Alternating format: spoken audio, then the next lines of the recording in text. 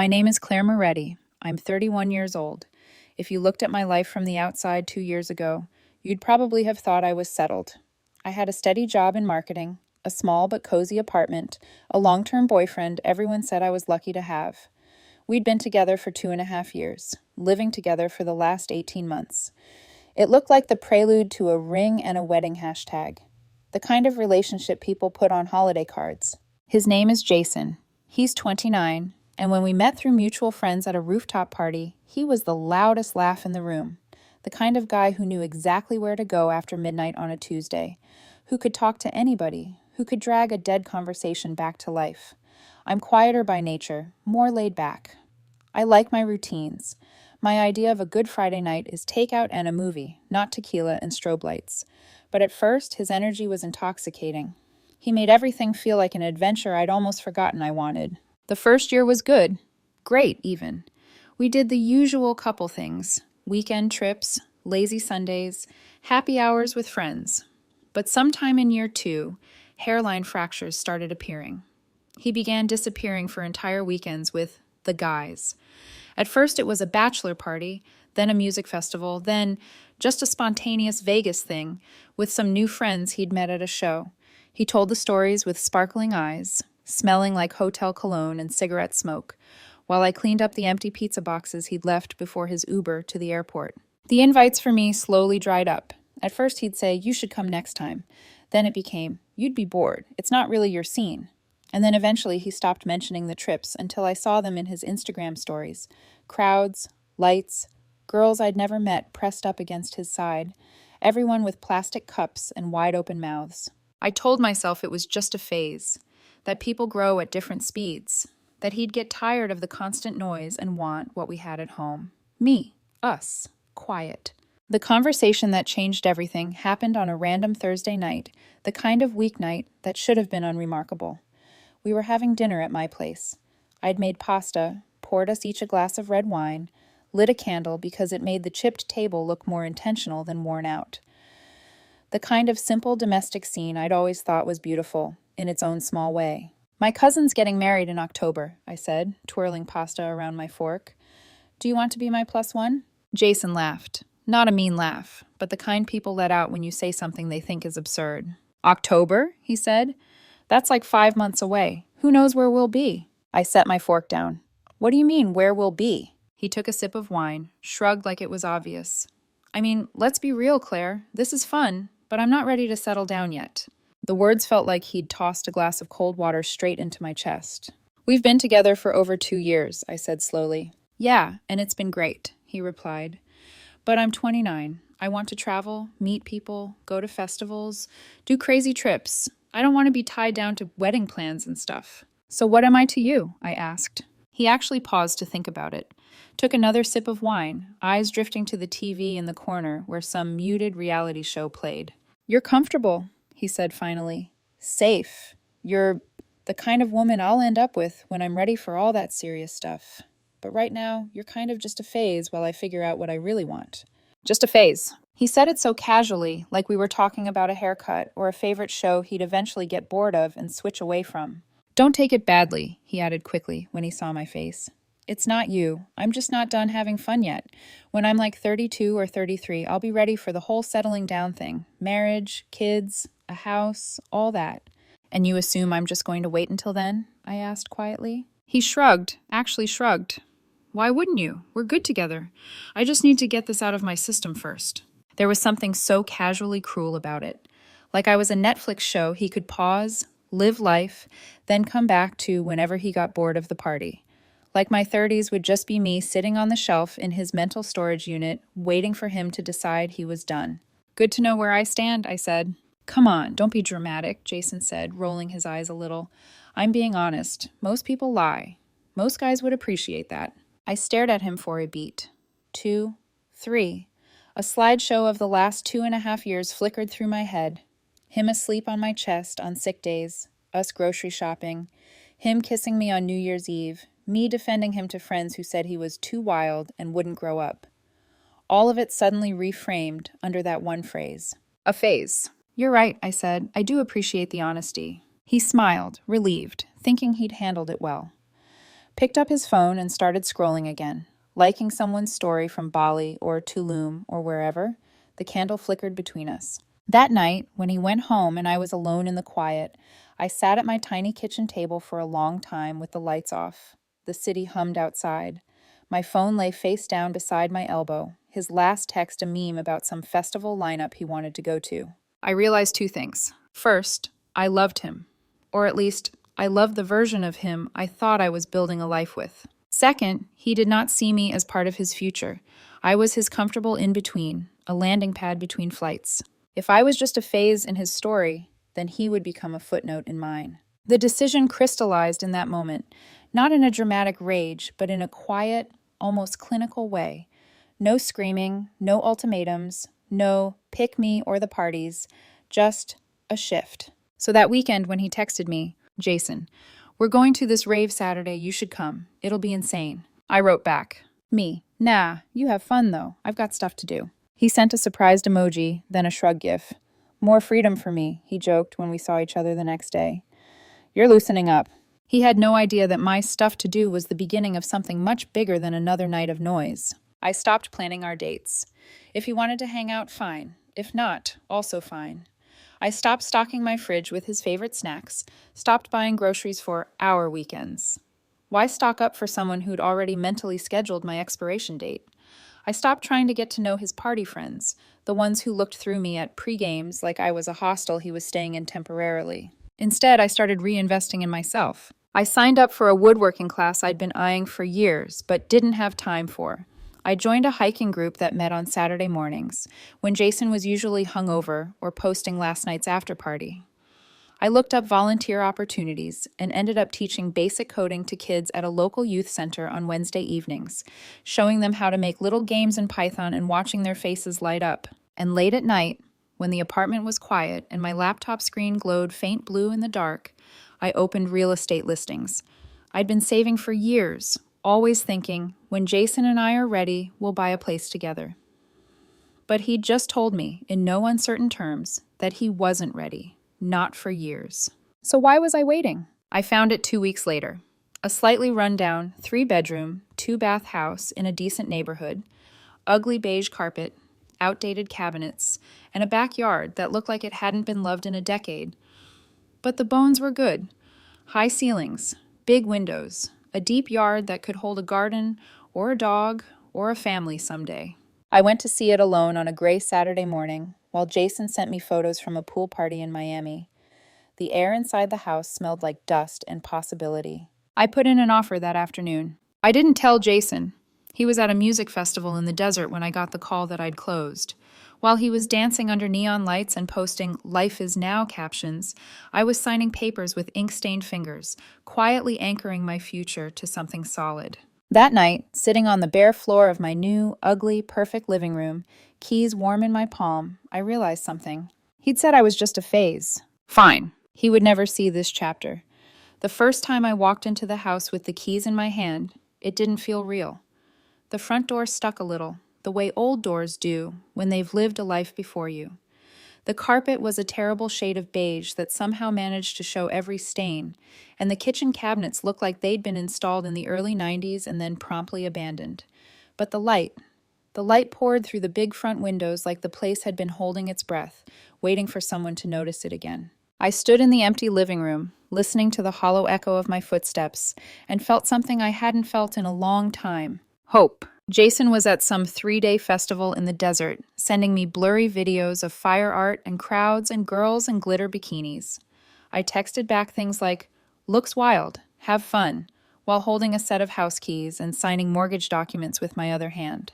It felt symbolic in a way he'd probably never understand. While he was literally chasing mirages, I was signing on to something heavy and real and mine. That first weekend, I ripped out the ugly carpet myself. I watched a dozen tutorials, rented a shop vac, and spent 8 hours sweating and swearing and prying up decades of other people's choices.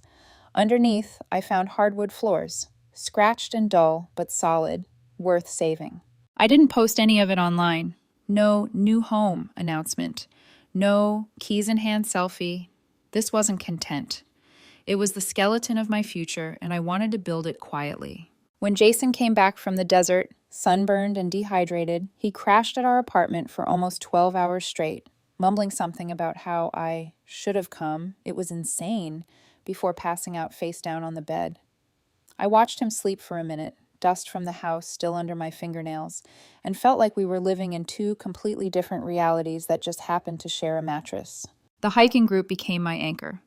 Every Saturday morning, while Jason either slept off the night before or flew somewhere else to repeat it, I laced up my boots and met a small group of strangers at the base of a trail.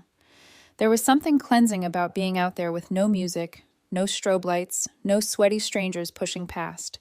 Just trees and dirt and breath and effort. That's where I met Adrian. He was 28, a pediatric nurse who always carried extra granola bars, just in case anyone forgets breakfast, which was often me. He had a crooked smile, a gently sarcastic sense of humor, and an unreasonably large dog named Moose, who thought he was a lapdog. We bonded over complaining about our terrible trail mix and swapping stories about work, his about tiny kids with big fights in them, mine about clients who thought make it viral was a strategy. We were just friends at first. I still had a boyfriend, even if my boyfriend now saw me as a comfortable phase he could age out of. I wasn't going to become what Jason accused other people of being. Meanwhile, Jason turned his fun dial up to 11. His social media became wall-to-wall, living my best life content.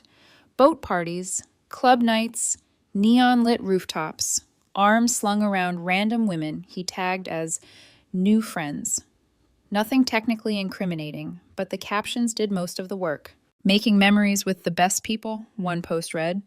He had a girl tucked under each arm, both leaning into him, drinks raised. His friend Brittany commented, "Get it, King. Live your life before you're tied down." Jason replied, "Exactly. Plenty of time for boring later." Boring.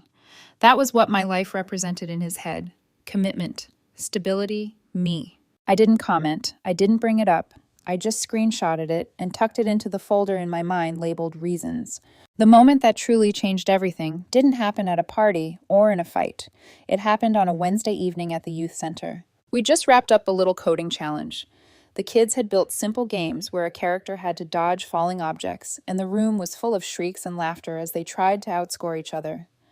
One of the boys, Malik, was packing his bag when his mom arrived, still in her scrubs. "You're so good with them," she said, watching as I knelt to high-five Malik and remind him to save his code before logging off. "Do you have kids?" "Not yet," I said, standing up. "Maybe someday. I hope so." "Your boyfriend's lucky," she said. "Guys who are good with kids and computers? That's like winning the lottery." I almost laughed, but it stuck in my throat. My lucky boyfriend was currently shirtless in a crowd somewhere, probably high enough to see colors in the air, making fun of people who were boring enough to want what that woman had. A job, a kid, a life that wasn't curated for Instagram. On the drive home, I turned the music off and sat in silence. Her words looped in my head alongside Jason's from that dinner. "You're kind of just a phase while I figure out what I really want." By the time I pulled into the parking lot of our apartment building, my decision was made. Not out of anger, out of alignment. I texted him, "Hey, we should talk when you get back from your trip." He replied almost immediately. "Uh-oh, sounds serious." "Just a conversation we need to have," I wrote. "Okay, babe," he sent back. "Don't stress. Life is good." He sent me a photo of himself with his arms around two guys in feathered jackets, desert in the background.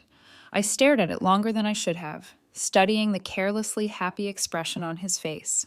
3 days later, he came over, still peeling from sunburn, his festival wristband dangling like a badge of honor. "So," he said, dropping onto the couch, "what's this big talk? You're not about to propose or something, right?" He laughed like that would be the funniest possible outcome. "No," I said. "Actually, I wanted to thank you." He blinked. "For what?" "For being honest about me being a phase," I said. "It clarified things for me." He shifted, clearly uncomfortable now that his favorite line was being quoted back at him in the daylight. "I didn't mean it in a bad way," he said. "You know that." "I know you meant it honestly," I replied. "You want to have fun now, settle down later. You want to travel, meet people, do the festival circuit. You don't want to be tied down yet. I respect that, actually." He relaxed a little. "Exactly, you get it." "So," I said, "I've decided I don't want to be anyone's phase." His brow furrowed. "What?" "I don't want to be the practice run for your real commitment," I said. "I don't want to be the safe, boring choice you come back to after you're done having fun. I want to be with someone who's ready now, not at 32 or 33 when they've exhausted themselves. Wait, are you breaking up with me? He asked, like the idea had never once occurred to him. We're breaking up with each other, I said.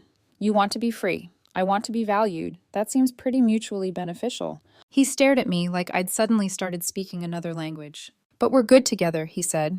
We have fun. You're overreacting. I just need time.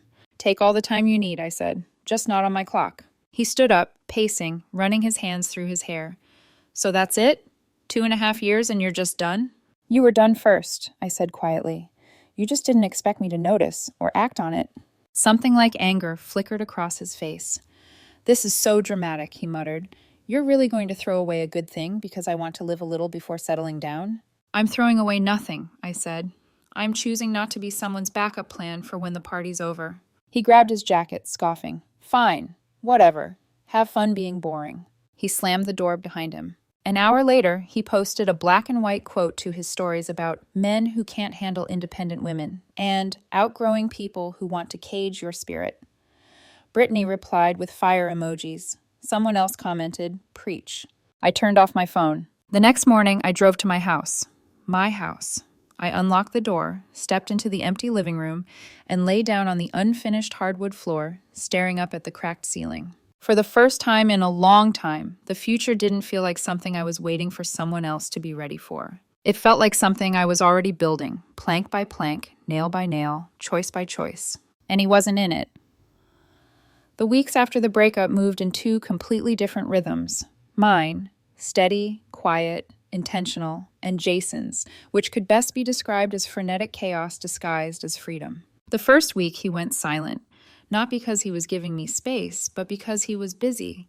His Instagram became a carousel of club lights, bar patios, crowded pool parties. In every post, he looked a little too wide-eyed, a little too energized, like someone sprinting away from a truth he didn't want to sit with. His stories were filled with girls I'd never seen before, arms wrapped around him, cheeks pressed to his, glossy smiles, filtered skin. At first I felt a small sting, then something better, relief. Because for the first time, I wasn't waiting for him to grow up. While he was out until sunrise on Thursdays, I was at the youth center teaching kids how to build their first game. While he was ordering bottle service with people he'd forget within a week, I was sanding the floors in my living room, headphones on, my dog-eared renovation notebook open beside me. While he posted mirror selfies in club bathrooms, I was learning how to repair drywall from a YouTube channel, hosted by a retired carpenter named Ed, who called everyone Chief. My life didn't get quieter, it got fuller. Jason's first attempt to reinsert himself came 2.5 weeks after the breakup. A text at 2:13 a.m. Jason, you awake? Miss talking to you? I stared at it for exactly 5 seconds before deleting it without responding. The next day I got another. Jason, hope you're okay, thinking about you. Deleted. Then a third. Jason, we should chat, it doesn't have to be weird. Also deleted. He wasn't missing me. He was missing access, the ease, the comfort, the version of me who kept everything running smoothly while he drifted between fun and fun-adjacent activities. But ignoring him wasn't as easy as blocking a number. He started showing up in places where he knew I'd be. At my favorite coffee shop Sunday morning. Claire? Wow, small world. At the gym on Tuesday. You still doing the elliptical? Nice. At the youth center. Oh, I thought maybe I'd volunteer too, give back. The coordinator asked him what days he was available. He stammered, then remembered he had an upcoming trip to Miami, a camping festival, and his buddy's bachelor party. He never returned. Meanwhile, Adrian was becoming a part of my new life in a way that felt steady instead of flashy. Just real. We'd talk on hikes about everything from childhood injuries to our worst cooking attempts. He'd listen, not the performative type of listening, where someone waits for their turn to talk, but the kind where he actually processed what I said. And he encouraged things Jason never had. My woodworking projects, my volunteering, my idea of maybe starting a coding boot camp for teens one day. We didn't rush anything. It was friendship with an undeniable pull beneath it, something like warmth that showed up even in silence. One Saturday, he helped me pick out tile for my backsplash. Another weekend, he came by to help me plant vegetables in the backyard. He knew which plants helped others grow. Companion planting, he explained. It was a metaphor I didn't miss. Jason had been a plant that sucked the nutrients from the soil. Adrian was the kind that helped everything else thrive. Things escalated when Jason found out about the house. Not from me, from a mutual friend who helped me move furniture one weekend. Within seconds, my phone lit up like an alarm. Jason, you bought a house without telling me? Jason. We talked about buying a place together. Jason, I can't believe you'd make a decision like that alone. I actually laughed out loud at that one. I replied, me. We never talked about buying anything together. You specifically said you weren't ready to settle down. Me. I bought a house for my future. You made it clear you weren't part of that future. Why would I consult you? He tried calling. I didn't answer. I was busy installing kitchen cabinets with Adrian's help. He didn't stop there. That night, Jason posted a long rant on social media about people who make major life decisions behind your back and grown adults who can't communicate. His friends rallied with heart emojis and comments about knowing your worth and protecting your energy. The irony nearly put me in the hospital. He wasn't angry that I bought a house. He was angry that I didn't need him to approve it. The months rolled on, and his fun phase started to look less like liberation and more like desperation. His posts were still bright and loud, but his eyes had lost that spark. He looked tired sometimes, slumped shoulders, fake smiles, captions like, "New chapter loading," that felt like cry typing disguised as inspiration. Meanwhile, my life felt more stable than it ever had. I was settling into the house, my garden sprouting new herbs, the youth center offering me a chance to expand the program. Adrian and I, slowly but unmistakably, drifted from friendship into something softer, sweeter, rooted. I didn't announce it online. I didn't need validation from strangers. I just lived it. Then came the coffee shop message, one random Thursday afternoon. Jason, hey, been thinking a lot. Can we talk? I stared at the text for a long moment. I wasn't angry anymore, just curious. So I said yes. We met at a neutral spot. He looked older somehow, like life had caught up to him while he was sprinting in the opposite direction. Thanks for meeting, he said, fidgeting with his cup. I know things ended weird. Weird, sure, let's go with that. He leaned forward. I've been doing a lot of thinking, he said, about what I want, and I realize I was stupid before. I'm ready now. Ready for what? I asked. To settle down. To be serious, he said. I got the party phase out of my system. I'm ready for the next chapter. With you. I blinked. With me? Yeah, he said, relieved. We were great together. You know we were. I just needed time to grow. But I'm ready now. I studied him for a long, quiet moment. Jason, I said softly, you told me I was a phase. I didn't mean it like that. You meant it exactly like that, I said. You wanted to have fun, party, experience things without being tied down. You wanted to settle after, and you assumed I'd still be waiting on the shelf when you were done. He was silent. What makes you think I was waiting? I asked. Because you loved me, he said. That doesn't just go away. You're right, I said. I did love you, past tense, but you told me my expiration date, so I acted accordingly.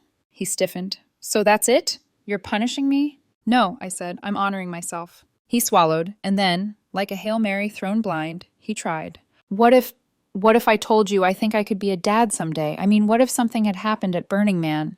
Are you telling me you're actually having a baby? I asked calmly. No, he admitted. Then don't use hypothetical children to manipulate a conversation, I said. If you were actually having a baby, we'd co-parent, but we still wouldn't be together. He stared at me, stunned. So that's it? He whispered. After everything?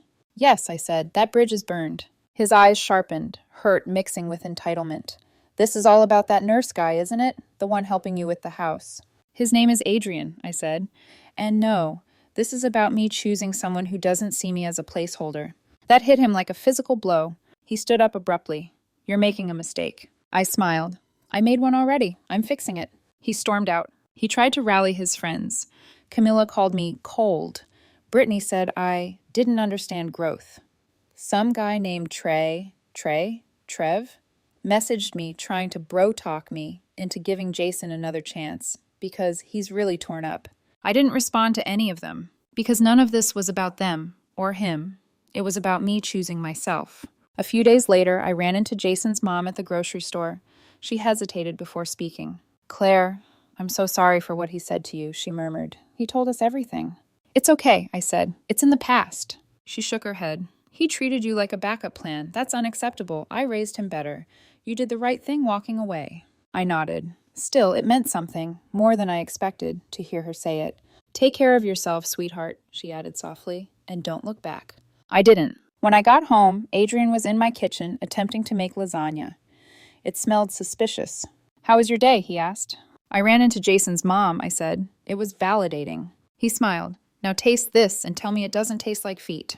It absolutely tasted like feet. We ordered pizza instead. We ate in the backyard under the string lights I'd installed, surrounded by sprouting herbs and stacks of lumber waiting to become furniture. Moose curled up at our feet, snoring softly. I looked around and realized Jason hadn't been wrong about everything. I had been a phase. His. And I'd outgrown it.